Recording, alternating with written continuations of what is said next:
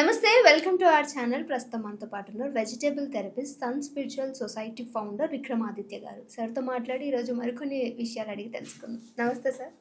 సూర్యోస్మేమ sir, ఇన్ని vegetables గురించి మాట్లాడాం, నాన్ వెజ్ గురించి మాట్లాడుకున్నాం, డైరీ ప్రోడక్ట్స్, మిల్క్ ప్రోడక్ట్స్, వీటి యొక్క బెనిఫిట్స్ శరీరానికి అందుతాయి అంటారా? దీనివల్ల కూడా ఏమన్నా బాడీకి ఏమన్నా నష్టం జరిగే అవకాశం ఉందంటారా? అంటే ఇప్పుడున్న పరిస్థితులలో ఆర్థిక దౌర్బల్యం కొంతమంది దరిద్రులను తయారు చేసింది. ఆర్థిక దౌర్బల్యం కొంతమంది దరిద్రులను తయారు చేసింది. అంటే అర్థం కాలేదు కదా. అర్థం కాదు. అంటే ఒక వస్తువుని కల్తీ చేయడం ద్వారా అమ్మితే నేను లాభపడతాను అని అనుకునే భావదారిద్ర్యం అది. ఒక వస్తువుని అంటే మీరు తినే ఆహారాన్ని కల్తీ చేసి అమ్మితే నేను బాగుంటాను, నా కడుపు నిండుద్ది. మీరు కడుపుకు తీసుకునే ఆహారం అది. దరిద్రులమ్మ పాలను కల్తీ చేస్తున్నారు. అమోనియా పిండి, అదేంటది పామాయిల్ ఆయిల్, అవన్నీ మిక్స్ చేసి పాలు తయారు చేస్తున్నారు. దానివల్ల ప్రమాదమే కదా.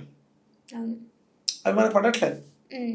కానీ అంటే భారతదేశం అంతా కూడా ఈ మిల్క్ ప్రోడక్ట్ అనేది ఏదైతే ఉందో అది భారతదేశం అంతా కూడా విరివిగా ఎక్కువగా వాడేవారు పూర్వం రోజులు. ఎంత విరివిగా వాడేవారు అంటే 30 కోట్ల మంది జనాభా ఉంటే 130 కోట్లు పశు సంపద ఉండేది. 30 కోట్ల జనాభాకి 130 కోట్లు పశు సంపద అంటే ఎన్ని రెట్లు ఉంది? చాలా రెట్లు. అంటే జనాభా కంటే 5 టైమ్స్ ఉంది. జనాభా కంటే పశువులు ఎక్కువ ఉంది. అప్పుడు మరి వాటి నుంచి వచ్చే ప్రొడక్షన్ మన అవసరాలకి మించి ఉండేది. అంటే అంత విరివిగా వాడేవాళ్ళు. పశువు అనగానే, మిల్క్ ప్రోడక్ట్ అనగానే మనకు ఒకటే ఉండేది భారతదేశం అంతా కూడా. మన భారతదేశంలో పుట్టాం కాబట్టి, భారతీయులం కాబట్టి, ఈ ఎన్విరాన్మెంట్లో ఉన్నటువంటి యానిమల్ జీవి, పర్యావరణ సంరక్షణ జీవి అది. మళ్ళీ తను బ్రతుకుతూ తను బ్రతికిస్తూ మనల్ని ఉండే జీవి ఆవు, గోమాత అన్నారు దాన్ని. దాంట్లో ఉన్నటువంటి స్పెషల్ క్వాలిటీ గోవు అనేది ఒక మెరిట్. అంటే డాక్టరేట్ ఇస్తారు కదా ఒక వ్యక్తికి, ఎదురు డాక్టర్ అనేది ఒక సింబల్. ఈ గోవు అనేది రక్షణ వ్యవస్థకు సంబంధించినటువంటి ఒక క్వాలిటీ అది. అశ్వము ఉంది కదా, అశ్వము గుర్రం. అశ్వము అనేది తన నామధేయం. గుర్రం అనేది తనలో ఉన్నటువంటి క్వాలిటీ. అంటే ఆ జీవికి అలా పేరు. లేడీ ఉంది కదా, లేడీ అనగానే గుర్తొచ్చేది బాగా పరిగెడుతుంది. గుర్రం అనగా హార్స్ పవర్. ఇవి వాటిలో ఉన్నటువంటి లక్షణాలు, క్వాలిటీస్, వాటికి ఆ లక్షణాన్ని బట్టి ఆ నామాన్ని ఇవ్వడం జరిగింది. అలా పాలు అనగానే, మిల్క్ ప్రోడక్ట్ అనగానే కేవలం భారతీయులందరూ కూడా ఆవుకు సంబంధించినవే తీసుకోవాలి. ఇప్పుడు మనకి బఫేలో వచ్చేసినాయి, అంటే మనవి కాదవి, ఇక్కడ దిగుమతి చేసుకున్నాం. అలాగే మనకి మేకపాలు, అవి కూడా చాలా అద్భుతం. అంటే కేవలం వాటిని అంటే యజ్ఞ ప్రక్రియల్లో వాడేవారు. సోమయాగం అని చేస్తారు.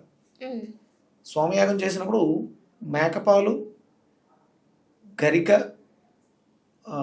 తిప్పతీగ కషాయం కలిపి సోమరసం అని ఉంటుంది, సోమ చెట్టు, ఆ వృక్షం, ఆ పసర్ని కలిపి ఒక స్పూన్ వేస్తే ఒక అనుభవం ఎంత పేలితే శక్తి వస్తుంది, అంత శక్తి వస్తుంది దాంట్లో నుంచి. అంత గొప్పవి. అవిషధం. మీరు అడుగుతుంటారు కదా జుట్టుకి ఏంటి సీక్రెట్ అని. మేకపాలు జుట్టుకి అద్భుతంగా పనిచేస్తాయి. అంటే తాగాలి. మేకపాలు తాగితే జుట్టు బాగా వస్తుంది. అంటే జుట్టు పోషణకి కావలసినటువంటి మెటీరియల్స్ దాంట్లో ఎక్కువ ఉన్నాయి. మన అంటే మెలనిన్ అనుకుంటాం. మేకలు చూడండి, ఎక్కువగా నల్ల మేకలు ఎక్కువగా ఉంటాయి, తిక్కుగా ఉంటాయి. దాంట్లో హెయిర్ ఎక్కువ ఉంటుంది. అంటే ఆ యానిమల్లో, ఆ జీవిలో, అది తీసుకునే ఆహారంలో ఆ పోషకాలు ఎక్కువ ఉన్నాయి కాబట్టి ఆ పాలు తాగడం వల్ల ఆ పోషక విలువలు మనలో పెరిగి మనకు కూడా జుట్టు బాగా వస్తుందని ఆయుర్వేద శాస్త్రం చెప్తుంది. ఇలా అంటే మిల్క్ ప్రోడక్ట్స్ మంచివే. ఇప్పుడు ఉన్నటువంటి పరిస్థితులలో ఈ గేదె పాలు లేకపోతే వీళ్ళు కల్తీ చేసేసినటువంటి కల్తీ పాలు వల్ల ప్రమాదం వస్తుంది కాబట్టి మిల్క్ ప్రోడక్ట్స్ వద్దు అని చెప్తాం. వెన్న మంచిదే, పాలు మంచివమ్మ. పాలు కాచి తోడు పెడితే పెరుగు మంచిది. పెరుగుని చిలికి మజ్జిగ చేస్తే మజ్జిగ ఇంకా మంచిది. దాని పైన వచ్చినటువంటి వెన్న మంచిది. వెన్నని కాచిస్తే వచ్చేటువంటి గీ అల్టిమేట్ ఎండ్ ప్రోడక్ట్. ఇది లేకుండా మానవ జీవితం, భారతదేశంలో ఉన్నటువంటి జీవితం లేదు. ఇది ఎంత అంటే ఘృతం వృద్ధయత్ బుద్ధి. మీరు తినేది మీకు శారీరక బలాన్ని ఇస్తుంది, బుద్ధి బలాన్ని పెంచదు. కానీ ఆ నెయ్యి ఏదైతే ఉందో అది మీ బుద్ధిని వికసింపచేస్తుంది. విక్రమాదిత్య చెప్పేది మంచా చెడా అనేది ఎవరు చెప్పగలరు? ఒకటి నేను చెప్పగలను. నేను మిమ్మల్ని మోసం చేస్తున్నానా మంచి విషయం చెప్తున్నానా అనేది ఎవరికి తెలుస్తుంది? మీరు జ్ఞాని అయితే మీకు తెలుస్తుంది, కాకపోతే మీకు తెలియదు. కానీ అల్టిమేట్గా తెలిసేది ఎవరికి? చెప్పే నాకే, నాకే తెలుస్తుంది. నేను ఎంత ఎదవనే ఒక విషయంలో బ్రహ్మానందం గారు చెప్తారు, నీ గురించి వాడు చెడుగా మాట్లాడుతున్నాడు అంటే ఆడు నన్ను ఎదవాడడం కన్నా, అంటే నేను ఎంత ఎదవనో ఆడికన్నా ఎవరికి బాగా తెలుసు అంటే నాకే తెలుసు. వాడు నన్ను అండర్ ఎస్టిమేట్ చేయొచ్చు, లేకపోతే హైయర్ ఎస్టిమేషన్ చేయొచ్చు. పర్ఫెక్ట్గా ఎవరికి తెలుస్తుంటే మనకే తెలుస్తుంది. ఇది ఎలా తెలుస్తుంది అంటే ఆ అవుని అనే దాన్ని వాడడం వల్ల ఆ జ్ఞానం వస్తుంది మీలో. కేవలం అవుని వల్ల, నెయ్యి వల్ల కాదు, కేవలం అవుని వల్ల. అందుకని దానికి గోమాత అన్నారు. హిందువులందరూ ఆరాధ్య ప్రాణిగా ఉంది అది. హిందువులందరూ ఎందుకు వాళ్ళ ఆచారాల్లో సాంప్రదాయాల్లో గో పూజ పెట్టుకుని గోమాతగా పూజ చేస్తున్నారంటే దానివల్ల ప్రకృతి బాగుంటుంది, మనము బాగుంటుంది.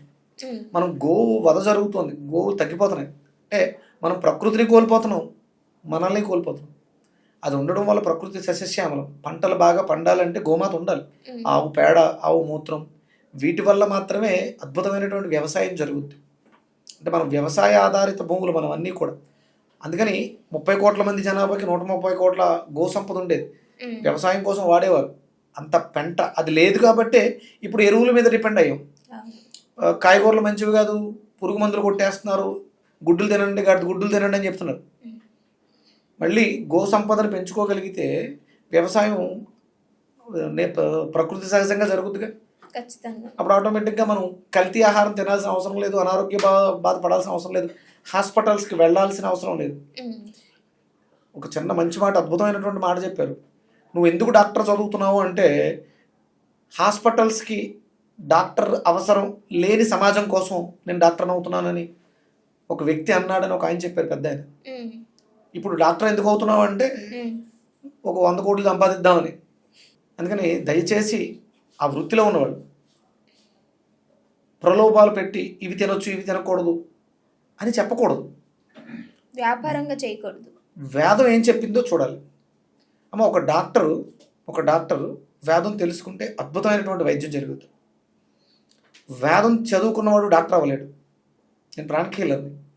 మా గురుగారు ఏం చెప్తారంటే ఒక ప్రాణిక్ హీలరు చాలామందిని కాపాడగలరు, అదే కొంతమందిని కాపాడగలరు. ఒక ప్రాణిక్ హీలర్ కొంతమందిని కాపాడు.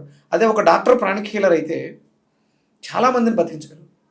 కానీ ప్రాణిక్ హీలర్ డాక్టర్ కాలేడు ఎప్పటికీ, కానీ డాక్టర్ ప్రాణిక్ హీలర్ అవ్వచ్చు. దయచేసి డాక్టర్లందరూ కూడా దృష్టి పెట్టి సమాజంలో జరుగుతున్నటువంటి ఈ ప్రోటీన్ మాయ, ఇవంటే ప్రోటీన్లో ఇప్పుడు ఈ పాలను విడగొట్టి పన్నీర్ చేస్తారు, మిల్క్ ప్రోడక్ట్, అది ప్రమాదం. పాలు మంచివే, మనం మాట్లాడుకున్న ప్రాసెస్లో పాలు ఉన్నాయి, పాలుని కాచి తోడు పెడితే పెరుగు ఉంది, మజ్జిగ ఉంది, వెన్న ఉంది, నెయ్యి ఉంది. కానీ ఈ విరగబొట్టడం అంటే చెడగొట్టడం, బాగున్న పదార్థాన్ని విరిచి పాడు చేసి పదార్థంగా మార్చి తింటున్నాం. అందుకని అది పన్నీర్ కూడా తినకూడదు. దాని స్వభావాన్ని మార్చాం కదమ్మా. బాగున్న పాలని నువ్వు పన్నీర్గా తయారు చేయలేవు, పాలు విరిగిపోవాలి. దాని స్వభావం విరిగిపోయిన స్వభావం అంటే చెడిపోయింది. చెడిపోతే దాన్ని పన్నీర్గా ప్రిపేర్ చేస్తాం. చెడిపోయిన పాలని నువ్వు టీ పెట్టుకోగలవా? లేదు, అసలు తాగలేవు కదా. మరి దాన్ని బాగా మరగబెట్టి వడకట్టి మీ చెడిపోయిన దాన్ని ఉండగా చేసి పన్నీర్గా తయారు చేస్తున్నావు. అంటే ఈ లెక్కను చూసుకుంటే పాల కోవా కూడా తినొద్దు. అదే అంటే దాంట్లో వేస్తున్నారు ఇంకా పాలకోవ తయారీకి పంచదార, ఇవన్నీ హార్మ్ఫుల్లే కదా. ఎందుకంటే పాలు మంచివి, ఎంతవరకు మంచివి అంతవరకు. డే అంతా కూడా మజ్జిగ తీసుకోవచ్చు, నైట్ అంతా కూడా పాలు తీసుకోవచ్చు. నైట్ అంతా మీన్స్ పడుకునే లోపు. ఇవి చాలా లిమిట్గా, కానీ అవసరానికి మించి ఏది తీసుకున్నా మనకు అనర్థమే వస్తుంది. Okay sir, thank you so much sir. Surya's